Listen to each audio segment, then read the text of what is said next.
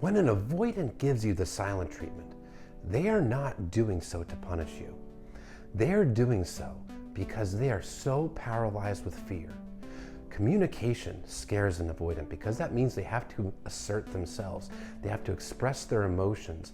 They have to assert their wants and needs and possibly even express disagreement. Avoidants, they spend a lifetime suppressing and bottling up their emotions, running from their feelings, running from their problems.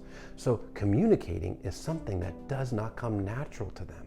It does not come naturally to someone who makes a habit of running away from their problems. And one of the things they like to avoid is communicating about stressful, emotional, and relationship matters. A narcissist, on the other hand, they give the silent treatment as a form of punishment. The narcissist always has to be in the position of power and control in the relationship.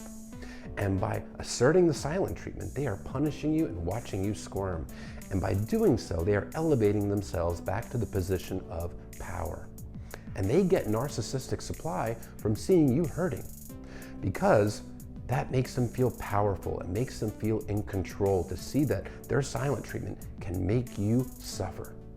Narcissistic supply is the attention, affirmation, adoration, validation, and affection that a narcissist feels entitled to. And they get supply from being in the position of power. And that silent treatment is used to manipulate you to do whatever it is that the narcissist wants you to do.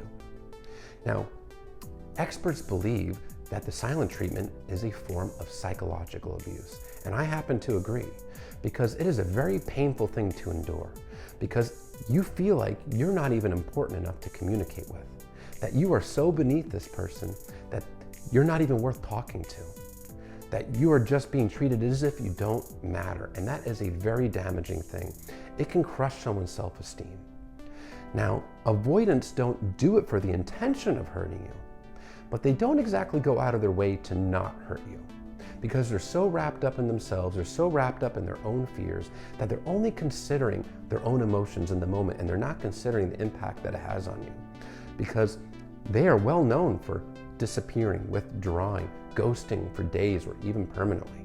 And that is a very, very painful thing to be on the receiving end of. Now, while the narcissist and the avoidant may have different reasons and intentions for using the silent treatment, it is still psychological abuse nonetheless, and it is a very painful and unfair thing to endure. The best thing that can be done is to communicate, and communicate effectively with your partner. And the avoidant, well, they have the free will to choose to communicate, but they choose not to.